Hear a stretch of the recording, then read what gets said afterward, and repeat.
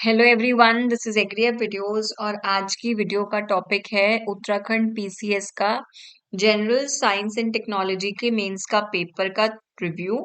इसमें मैं question wise आपसे डिटेल में डिस्कस करूंगी बेसिस माय नॉलेज एंड जो भी मैंने रिसर्च करी है हर क्वेश्चन पे। आपको पूरे पेपर का एनालिसिस इस वीडियो में या इसके आने वाले वीडियो के सेक्शंस में मिलता रहेगा। So let's begin.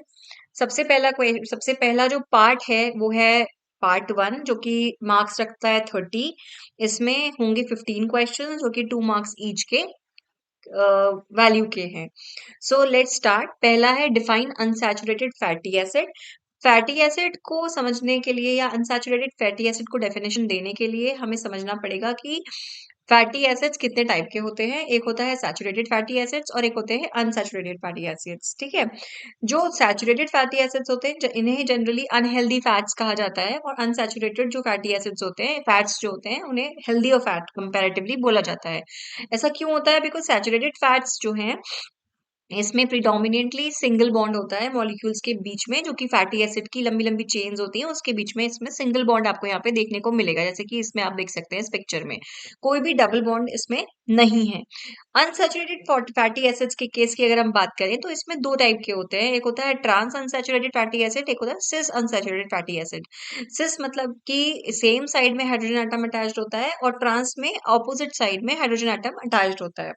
इसमें अनसैचुरेटेड फैटी एसिड के केस में डबल बॉन्ड आपको देखने को मिलेगा, तो इसलिए ये अनसैचुरेटेड फैट्स हैं। एग्जाम्पल अब कुछ थोड़ी सी एक दो पॉइंट्स और समझ लेते हैं, हो सकता है अगली बार ये क्वेश्चन डेफिनेशन के टर्म्स में ना आके कंपैरिजन के टर्म्स में आ जाए। तो जो सैचुरेटेड फैट्स होते हैं ये सॉलिड रहते हैं अपने रूम टेम्परेचर पे, जैसे कि आपने देखा होगा क्रीम है, मिल्क है, कोकोनट ऑयल है, ये सॉलिड रहेगा रूम टेम्परेचर पे।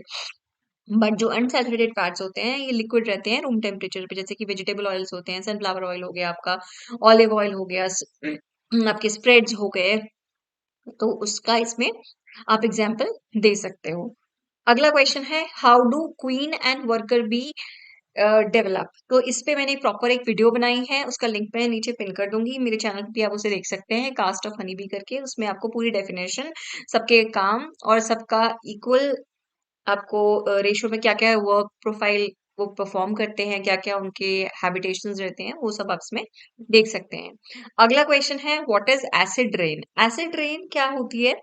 एसिड रेन को एसिड डिपोजिशन भी कहा जाता है, एक ब्रॉड टर्म है क्लासिफाई करने के लिए किसी भी फॉर्म का प्रेसिपिटेशन जो कि होता है एसिडिक कंपोनेंट्स के साथ। एसिडिक कंपोनेंट जैसे कि सल्फ्यूरिक एसिड है, नाइट्रिक एसिड है, जो कि ग्राउंड में फॉल करता है एटमॉस्फेयर में वेट या फिर किसी ड्राई फॉर्म में। इसे इसमें रेन भी हो सकती है, स्नो भी हो सकता है, फॉग हो सकती है, हेल हो सकती है, इवन डस्ट जो कि एसिडिक है।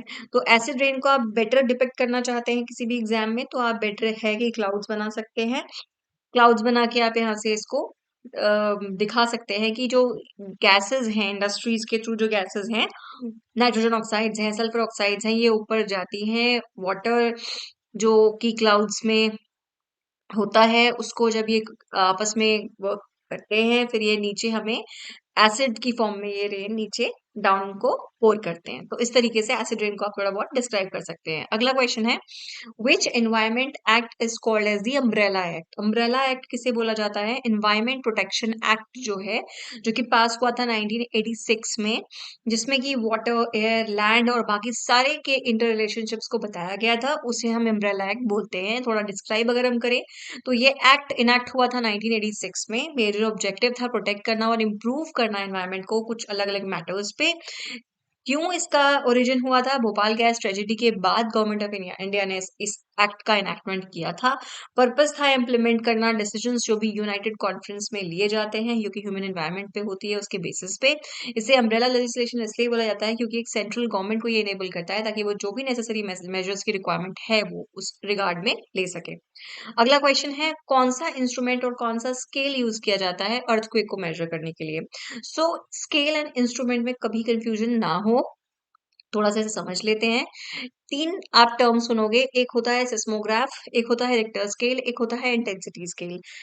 इंटेंसिटी स्केल से हम स्टार्ट करते हैं। इसे नेम किया गया था मरकॉली के नाम पे, इसीलिए इसे मरकॉली स्केल भी बोला जाता है, जो कि एक इटालियन सिस्मोलॉजिस्ट थे। ये आपको विजिबल डैमेज जो भी इवेंट ने किया है, वो ये बताता है। ये है इंटेंसिटी स्केल। इसकी रेंज होती है 1 से 12 के बीच में। अगला स्केल है रिक्टर स्केल। ये डेवलप हुआ था रिक्टर के द्वारा 1935 में, जो कि एक मैथमेटिकल डिवाइस है जो कि कंपेयर करता है अर्थक्वेक का साइज। ये मेजर करता है जो भी अब्सोल्यूट इंटेंसिटी है, जिसकी प्रिसिशन बहुत ज्यादा इसमें एक्यूरेट रहती है। तो कहते हैं कि इतने रिक्टर स्केल का अर्थक्वेक आया। सो ये रिक्टर इसका मैग्नीट्यूड होता है, इसका स्केल होता है।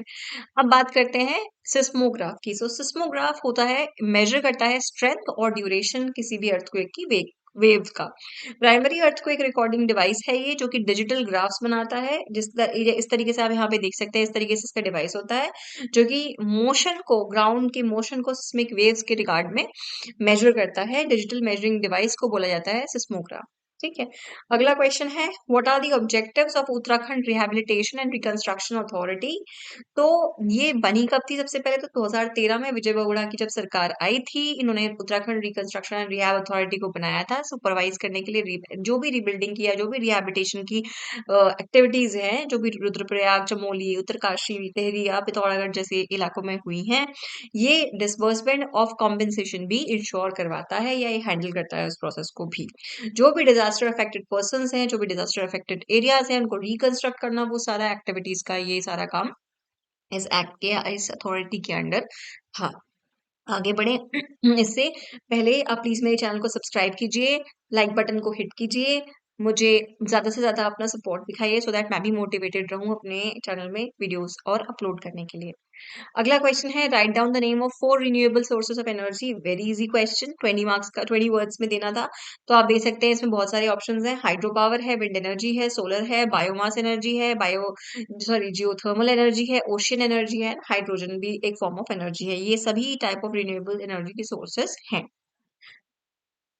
अगला है क्वेश्चन की, एक वुडन बोर्ड था जिसका डायमेंशन था 2 मीटर इंटू 0.5 मीटर। इसको प्लेस किया गया था टेबल पे।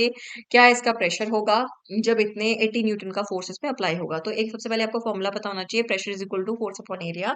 P is equal to F upon A, जहाँ पे प्रेशर की यूनिट होती है पास्कल, फोर्स की यूनिट होती है न्यूटन और एरिया की यूनिट होती है मीटर स्क्वायर। अगर हम इस केस की बात करें तो 80 न्यूटन का आपको फोर्स दिया हुआ है, 2 इंटू 0.5 मीटर का आपको एरिया दिया हुआ है, ये हो गया मीटर स्क्वायर में। आप डिवाइड करोगे, आपका आंसर आ जाएगा 80 पास्कल। तो बेटर है आप इसको इस तरीके से डायग्रामेटिकली भी प्रेजेंट कर दो, तो एग्जामिनर आपके मार्क्स काटने में कहीं भी चुकेगा नहीं। अब आया अगला question, how is Ebola virus infection detected?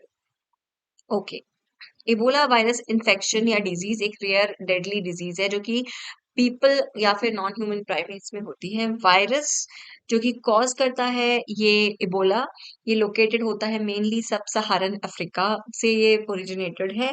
People इससे इन्फेक्ट होते हैं डायरेक्टली कांटेक्ट में आके किसी भी इन्फेक्टेड एनिमल से, जो कि हो सकता है कोई बैट या फिर कोई नॉन ह्यूमन प्राइमेट या फिर कोई सिक इन्फेक्टेड डेड पर्सन जिसको ये वायरस पहले से हुआ है।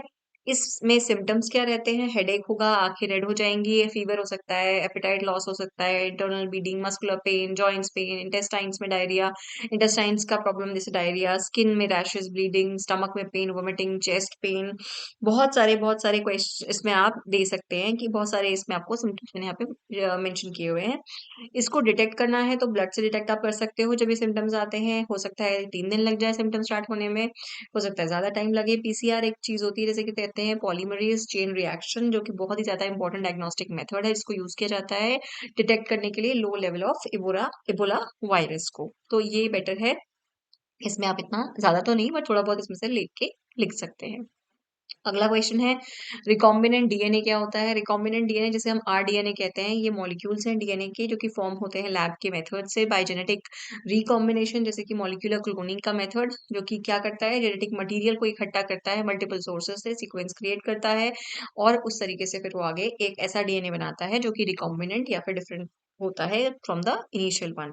जैसे कि ह्यूमन का सेल था, इकोलाई बैक्टीरिया का इन्होंने प्लाज्मिड वेक्टर आइसोलेट किया एंड कट किया इन्होंने रिस्ट्रिक्शन एंजाइम की मदद से। इस ह्यूमन के सेल से इन्होंने डीएनए को आइसोलेट कर लिया, जीन ऑफ इंटरेस्ट को इन्होंने आइसोलेट कर लिया यहाँ पे, और इन्होंने इसको प्लाज्मिड वेक्टर को इस डीएनए के साथ मिक्स करके ये रिकॉम्बिनेंट प्लाज्मिड या डीएनए बना दिया। इस टेक्नोलॉजी में कुछ स्टेप्स होते हैं, जैसे कि सबसे पहले डीएनए को अलग किया जाता है, जैसे कि यहाँ पे किया गया। फ्रेगमेंट किया जाता है डीएनए को रिस्ट्रिक्शन एंडोन्यूक्लियस की मदद से। अगर आप इसे डिटेल में चाहते हैं तो आप मुझे मेंशन कर सकते हैं कमेंट में, मैं इसके बेसिस पे सेपरेट वीडियो आपके लिए बना दूंगी इस पूरे प्रोसेस को समझाते हुए। उसके बाद क्या होता है, आइसोलेट किया जाता है डिजायर्ड डीएनए का फ्रेगमेंट, जैसे कि यहाँ पे हमने आइसोलेट कर लिया। फिर क्या होगा, लाइगेट किया जाएगा डीएनए का fragment into the vector. Vector जैसे कि ये था, इसमें डालना था, लाइगेट करना मतलब इसमें इसको मिलाना या डालना, लाइगेशन बोलते हैं उसे, वो किया जाता है। उसके बाद ट्रांसफर किया जाता है रिकॉम्बिनेंट डीएनए किसी भी होस्ट में। अब ये डीएनए जब तैयार हो जाएगा, इसको किसी होस्ट के अंदर, होस्ट की बॉडी के अंदर डाला जाएगा। उसके बाद उसका कल्चर किया जाएगा मीडियम या लार्ज स्केल में। उसके बाद एक्सट्रैक्ट किया जाएगा जो भी हमें डिजायर्ड प्रोडक्ट रिक्वायर्ड है। अगला क्वेश्चन है, बेसिक प्रिंसिपल बताओ सैटेलाइट कम्युनिकेशन का। फंडामेंटल प्रिंसिपल जो सैटेलाइट का होता है वो होता है प्रोजेक्टाइल। सैटेलाइट एक ऐसा ऑब्जेक्ट होता है जिसपे अपॉन विच ओनली फोर्स जो लगता है दैट इज ग्रेविटी।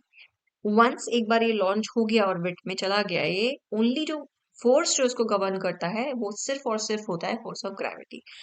ये यहाँ से ग्राउंड पे स्टेशन हैं, एक अपलिंक है, एक डाउनलिंक होता है। इस तरीके से सैटेलाइट का मैनेजमेंट किया होता है। ग्राउंड इक्विपमेंट ट्रांसमिट करता है यहाँ से सिग्नल को सैटेलाइट की तरफ। सैटेलाइट फिर उसको एम्पलीफाई करता है इनकमिंग किसी भी सिग्नल को, और उसको फ्रीक्वेंसी को उसकी वो चेंज करता है। उसके बाद वो वापस सिग्नल को ट्रांसमिट करता है ग्राउंड में, और ग्राउंड इक्विपमेंट उस सिग्नल को रिसीव करते हैं। तो ये बेसिक फॉर्म है सैटेलाइट कम्युनिकेशन का। अगला क्वेश्चन है, एक्सप्लेन करो व्हाई आयोडीन फॉर्म करता है Ia3 नेगेटिव जबकि फ्लोरीन नहीं फॉर्म करता है। Very easy question. आई देखो, आयोडीन और फ्लोरीन की यहाँ बात हो रही है। आयोडीन, जब आप एटॉमिक नंबर्स के बारे में समझेंगे या आप हैलोजेंस के बारे में समझेंगे। हैलोजेंस एक सीरीज होती है जिसमें कि फ्लोरीन, क्लोरीन, ब्रोमीन, आयोडीन और एस्टिन आते हैं। इनको जैसे जैसे ही हम नीचे जाते हैं डाउन पीरियोडिक टेबल में, तो इनका साइज बढ़ता जाता है, और इनका लास्ट जो वैलेंस शेल, जो वेकेंट डी ऑर्बिटल है इनका, उसका जो एटम का प्रेजेंस है, उसके रिगार्डिंग ये कंसर्न है एक्चुअली। 20 वर्ड्स में आपको ज्यादा नहीं बताऊंगी मैं। I2 जो आयोडीन है उसमें प्रेजेंस होती है वेकेंट डी ऑर्बिटल की, जिसकी वजह से वो इलेक्ट्रॉन को एक्सेप्ट करता है, आई नेगेटिव आयन बनाता है, और इसलिए I3 नेगेटिव आयन बहुत ज्यादा स्टेबल फॉर्म है और वो होता है। और फ्लोरीन के केस में क्योंकि वो बहुत छोटू सा है, यहाँ पे सबसे पहले चेन यहाँ पे देखा, सबसे छोटा इसका साइज है। इसके पास वेकेंट डी ऑर्बिटल नहीं है, एब्सेंस है इसके पास डी ऑर्बिटल की, ये इलेक्ट्रॉन नहीं एक्सेप्ट करता है, इसलिए ये आयन नहीं बनाता है। डिटेल में अगर कोई भी पॉइंट आपको डिस्कस करना है, please do right in the comment box, मैं बना दूंगी इसके रिगार्डिंग। बट अभी मैं इसमें आगे बढ़ती हूँ क्योंकि छोटा क्वेश्चन है। अगला है, write the name and structure of the monomers which are used in preparing nylon 66। सबसे पहले नायलॉन 66 को बनाने के लिए दो चीजें लगती हैं। एक होता है एडिपिक एसिड, एक होता है हेक्सामेथाइलिन डायमीन। ये जो नाइलॉन 66 है, ये आप एनसीईआरटी जो सीबीएसई बोर्ड की 12th की एनसीईआरटी है, उसमें जो ऑर्गेनिक वाला साइड है, वहां पे आपको इससे रिगार्डिंग और भी बहुत सारे क्वेश्चंस मिल जाएंगे जो इससे बहुत सिमिलर होंगे। ये वहीं से आईएस एक्सट्रैक्ट हुआ है। तो एक इसमें मोनोमर होता है एडिपिक एसिड, एक होता है हेक्सामेथाइलिन डायमीन। इनका पॉलीमराइजेशन होता है, पॉलीमराइजेशन के बाद कुछ इस तरीके से बनता है और इसे नाइलॉन 66 बोला जाता है। इसको याद करने के लिए आपने क्या करना है, एन एन सब जगह लगाना है यहाँ पे। एन इसकी आप नीचे यहाँ एन लगाओगे, फिर ये इसका फॉर्मूला होता है। CH2 की पावर 4 बीच में लगेगी, CH2 छह बार यहाँ बीच में लगेगा। एन इस तरीके से इसका आप स्ट्रक्चर देख लो, उसको स्निप ले लो, इसको आप यूज कर लेना। फिर ऐसे ही मैंने और भी दो रखे हैं ताकि नाइलॉन 6 है जैसे, या यूरिया है, हो सकता है इनका कहीं पूछ लें। तो अमोनियम साइनेट को हीट करते हैं तो यूरिया बनता है, हो सकता है कहीं किसी एग्जाम में आ जाए। और नाइलॉन 6 बनता है कैप्रोलैक्टम जो है, उस पे नाइट्रोजन का होता है ट्रीटमेंट 2533 केल्विन पे। तो ये इस तरीके से नाइलॉन 6 बनता है। अगला क्वेश्चन है, हार्डवेयर और सॉफ्टवेयर के बीच में डेफिनेशन या डिफरेंस चाहिए। तो हार्डवेयर वो चीज होता है जो कि फिजिकल कंपोनेंट है किसी भी कंप्यूटर का, जिसको आप टच कर सकते हो और देख सकते हो।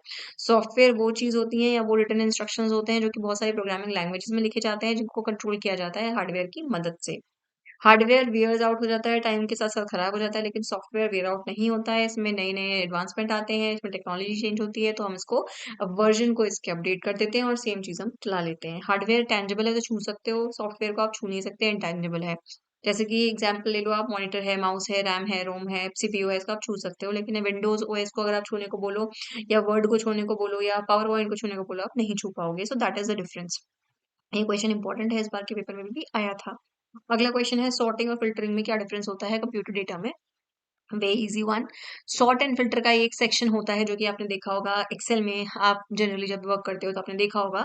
तो सॉर्टिंग मतलब होता है ग्रुपिंग करना डेटा की, या ग्रुपिंग करना सारे रिकॉर्ड्स की किसी भी टेबल में, या किसी असेंडिंग ऑर्डर या किसी डिसेंडिंग ऑर्डर में। जैसे हम कहते हैं sort A to Z, sort Z to A, custom sort, यानी कि हम उसको सॉर्ट कर रहे हैं, उसको अरेंज कर रहे हैं इन अ पर्टिकुलर फॉर्म या फॉर्मेट।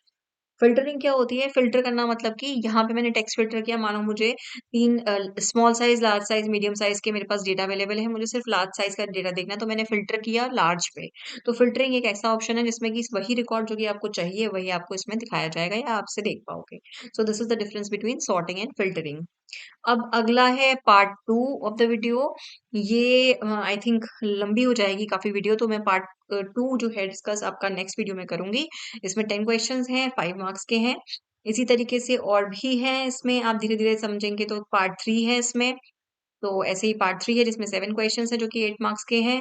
फिर ऐसे ही आगे बढ़ते हुए हम आएँगे पार्ट 4 पे। पार्ट 4 पे भी 7 क्वेश्चंस हैं जो कि 5 मार्क्स के, इसमें से 5 ही करने होते हैं जो कि 16 मार्क्स के हैं। तो इसकी भी मैंने डिटेल यहाँ पे बनाई है, बट मैं इसको नेक्स्ट वीडियो में डिस्कस करूँगी। So I hope you like my video. Please मेरे चैनल को लाइक कीजिए, सब्सक्राइब कीजिए, शेयर कीजिए। Thank you so much for